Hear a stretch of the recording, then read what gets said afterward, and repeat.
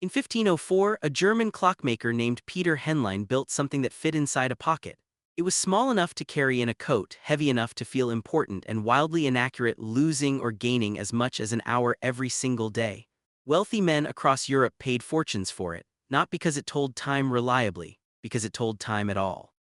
Because for most of human history, the idea of knowing exactly what hour it was to the minute, to the second, would have seemed like the fantasy of a madman. We live in a world where time is inescapable. Your phone shows it, your microwave shows it, the corner of your laptop, the dashboard of your car, the screen at the bank, the display at the coffee shop. Humans in the 21st century are never more than a few seconds away from knowing the precise moment they exist in. It feels like a fact of nature. It feels like something that was always there. It was not always there. For almost all of human history, for the 200,000 years or so that Homo sapiens has existed on this planet, time was not a number. It was not measured in minutes or seconds. It was not carved into precise intervals and distributed equally across the globe. Time was something you felt, something you watched, something you read from the sky and the shadows and the seasons and the behavior of animals. And the story of how humanity went from that, from reading shadows and watching stars, to the synchronized, second-by-second, globally standardized time system we live inside today is one of the strangest and most consequential journeys in the history of civilization. It reshapes every hour of your day, and almost nobody knows how it happened. The Nile River Valley, roughly 3,500 years before the birth of Christ. The sun rises over the desert, and a man draws a line in the sand. That line and the shadow it casts as the sun moves across the sky is among the oldest timekeeping devices ever discovered by archaeologists. The Egyptians called it a merkit, and in its simplest form it was nothing more than a straight rod planted in the ground. As the sun moved, the shadow moved, and the length and direction of that shadow told an observer roughly where they were inside the day. But here is the thing that most people do not understand when they first learn about ancient Egyptian timekeeping.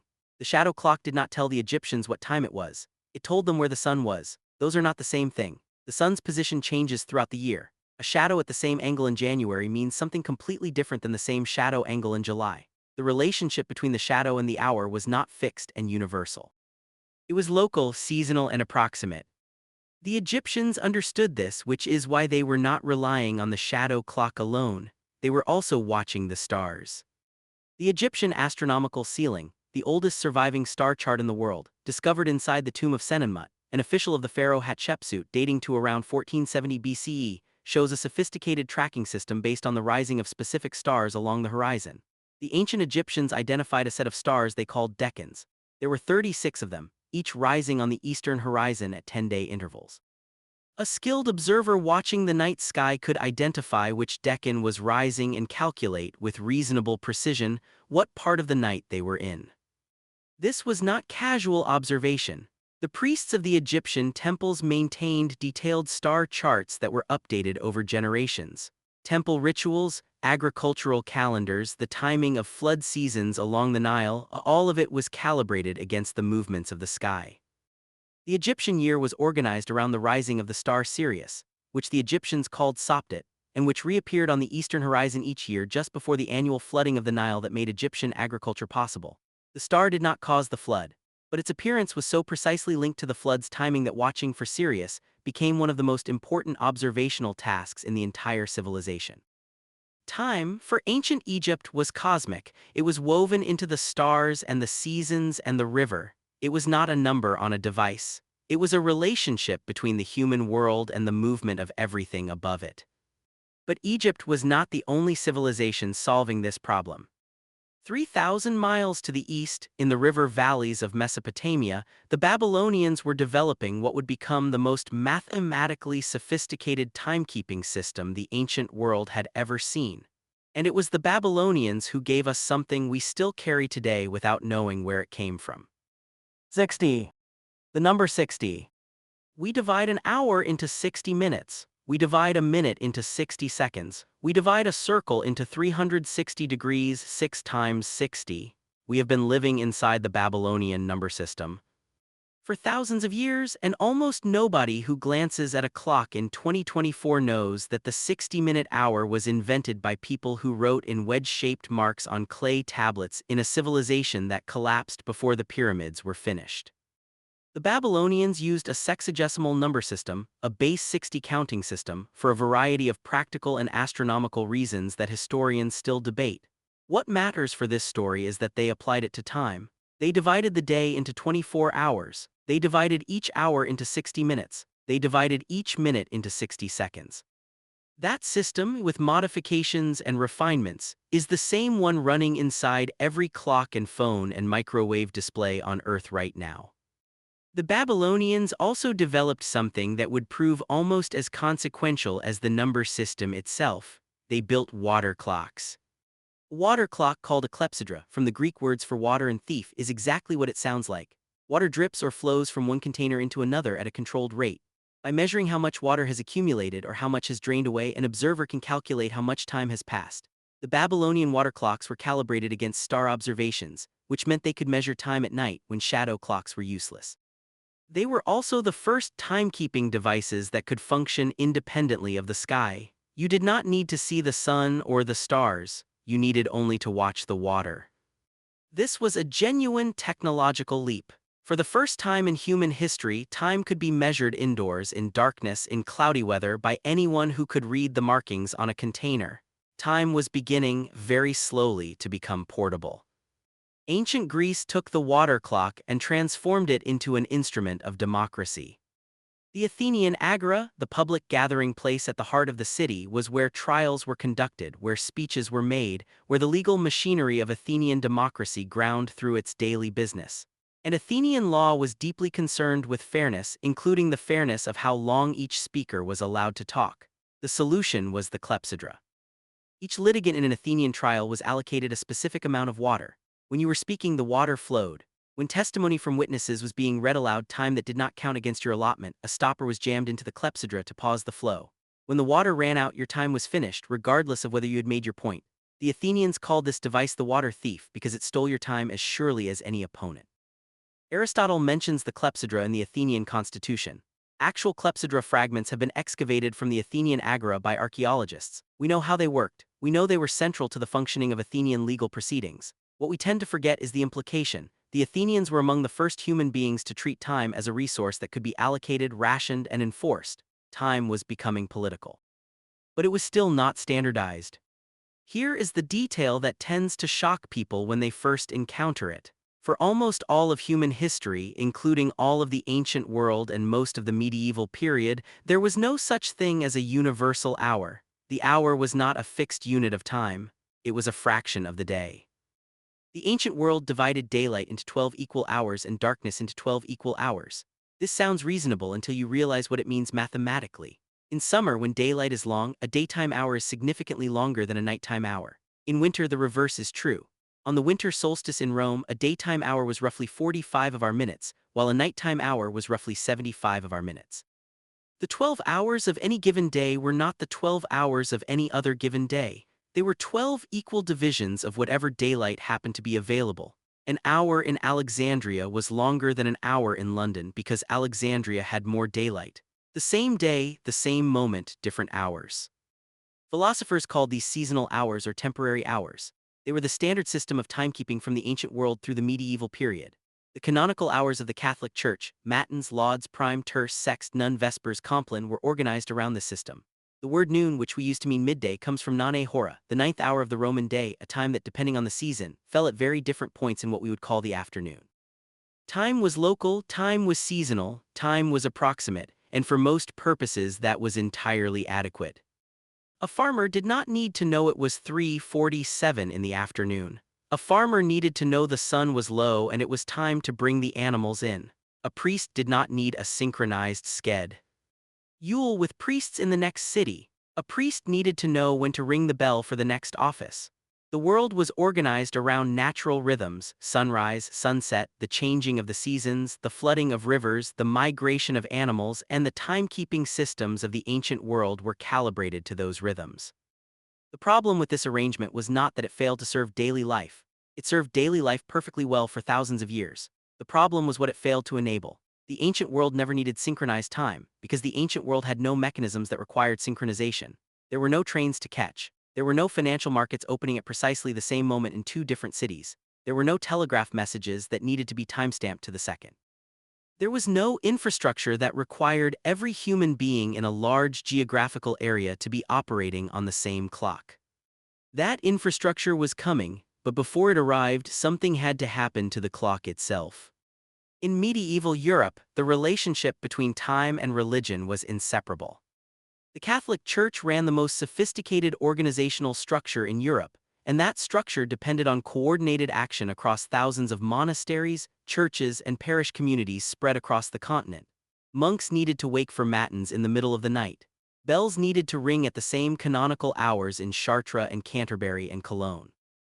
The liturgical calendar was precise and demanding, and adhering to it required timekeeping that was more reliable than a sundial dependent on sunshine that might never appear behind the clouds of a northern European winter. The mechanical clock, which appeared in Europe in the late 13th century, was in its first incarnation almost certainly a monastic invention. The earliest mechanical clocks were not public display instruments. They were alarm mechanisms, devices designed to ring a bell at a preset time so that monks would know when to wake for the night office. The earliest surviving reference to a mechanical clock in Europe dates to 1283, at Dunstable Priory in England. Another reference appears at Exeter Cathedral in 1284. By 1300, mechanical clocks were appearing in cathedrals and monasteries across the continent. These early clocks had no hands, they had no faces, they had no dial at all in the modern sense.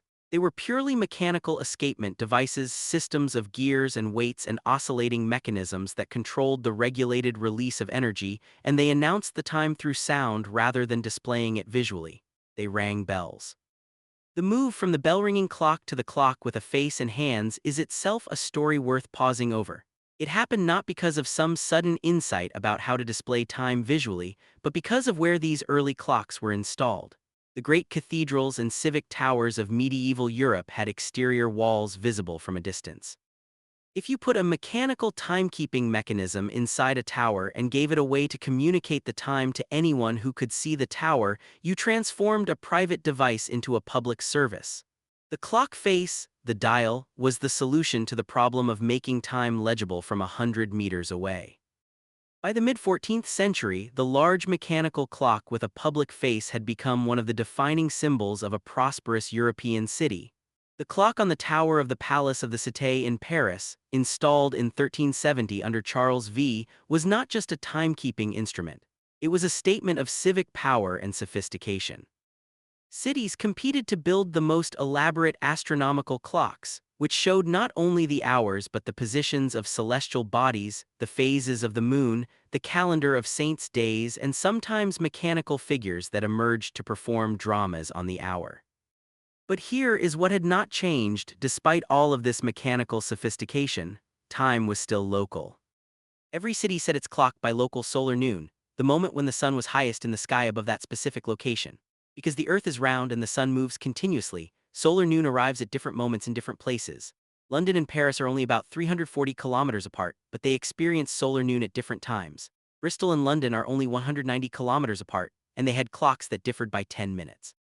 This was not a problem that anyone found particularly urgent, because in a world where a journey from Bristol to London took 2 days by horse, a 10-minute difference in the local time of two cities was a trivial concern. Then came the railways, and the trivial concern became a crisis. The first public railway in England, the Stockton and Darlington Railway, opened in 1825. By the 1840s, railway lines were spreading across Britain with extraordinary speed, and the railway's eye immediately revealed the catastrophic practical consequence of every town in England keeping its own local time. A railway timetable was, by its nature, a document that described events in multiple locations at precisely specified times. A train that departed Bristol at 10:00 in the morning arrived in London at 12:00, but who's 10:00? Who's 12:00? Bristol time was 10 minutes behind London time. A passenger in Bristol reading a timetable based on London time would calculate her departure incorrectly. A passenger in London reading a timetable based on Bristol time would miss her connection. The multiplication of timetables across a network of railways serving dozens of cities with dozens of different local times was a scheduling nightmare of the first order. The Great Western Railway solved this problem in 1840 by simply declaring that all of its trains would operate on London time, Greenwich Mean Time, regardless of what city they were in or what time the local sun indicated. Other railways followed. By 1847, most British railways were operating on Greenwich time. Towns along railway routes began setting their public clocks to railway time rather than solar time, because the railway timetable was more practically relevant to most people's lives than the precise moment of local solar noon. The Old England, where every town kept its own time, calibrated to its own sky, was ending. And ending faster than almost anyone noticed because it was ending for practical reasons, not philosophical ones. Nobody held a great debate about the nature of time. Nobody issued a royal proclamation about the unification of the British clock. The railways simply needed a standard, they adopted one, and the country gradually fell into alignment around it. Parliament made it official in 1880. The statute's Definition of Time Act declared Greenwich Mean Time to be the legal time throughout Great Britain. For the first time in history, an entire country was legally required to operate on a single standardized clock, regardless of where the sun happened to be in the sky at any given moment. The same story played out across the industrializing world, with local variations. In the United States, the problem was far larger in scale, a continent spanning roughly 4 hours of solar time from the Atlantic to the Pacific, and the railways were even more central to the solution. American railroad companies had been operating on a chaotic patchwork of local times since the beginning of the railroad era. By 1883, the major U.S. railroad companies had had enough. They met, agreed, and on the 18th of November, 1883, a day that newspapers called the Day of Two Noons, they divided the continental United States into 4 time zones and decreed that all railroad clocks would be set to the standard time of the zone. Cities that had been operating on one time went to sleep that night and woke the next morning on a different one. No act of Congress authorized this change, no law mandated it. The railroads simply did it, and because the railroads were the nervous system of the American economy, the rest of the country had to accommodate. The U.S. government did not officially adopt standard time zones until the Standard Time Act of 1918. But the story did not stop at national borders. The same industrial logic that had forced railway time onto individual countries was now pressing toward something even more ambitious, a single universal time standard for the entire globe. The problem was navigation. A ship at sea determines its longitude, its east-west position on the globe, by comparing local time to the time at a known reference point. The mathematics require precise knowledge of both. If you know your local noon has arrived but you also know it is 3:00 in the afternoon at Greenwich, you can calculate exactly how far west of Greenwich you are. But this requires every ship in the world to be carrying a clock set to the same reference time. And it requires international agreement on which location provides that reference. The International Meridian Conference convened in Washington in October of 1884, attended by representatives from 25 countries. After considerable debate, France, which had its own perfectly good meridian running through Paris, was notably reluctant. The conference voted to establish the prime meridian at Greenwich, England, as the international standard. Greenwich Mean Time became the basis for Coordinated Universal Time, the system that still governs global timekeeping today.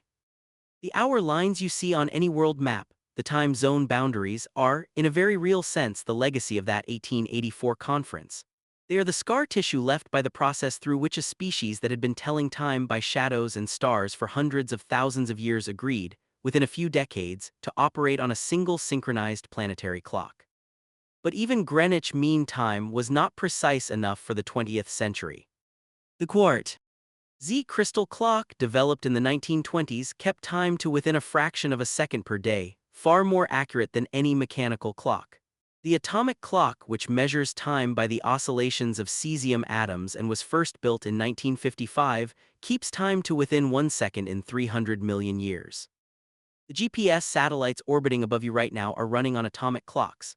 When your phone tells you it is 3:47 in the afternoon, it is receiving that information from a satellite that is synchronized to an atomic standard accurate to a few billionths of a second. The time on your screen is, in the most technical sense, the vibration frequency of cesium atoms in a device orbiting the Earth at 20,000 kilometers altitude. You are standing in a shadow of 5,000 years of accumulated human ingenuity about how to divide the day. The Egyptian priest who watched the shadow of a pole move across the sand. The Babylonian astronomer who mapped the rising of Deccan stars on wet clay. The Greek litigant watching the water drain from his clepsydra in the Athenian agora. The medieval monk jolted awake by the ringing of the first mechanical escapement. The railway engineer who looked at a timetable covering 12 different local times and decided that something had to change. The astronomers at the 1884 conference who drew a line through Greenwich and declared it the center of global time. All of them were solving the same problem with the tools available to their moment. All of them were trying to answer the same question, and all of them bequeathed something to every human being who has looked at a clock since. We have been asking what time it is for as long as we have been human. The answer has always been the same. It is now. The only thing that has changed is how precisely we can say so.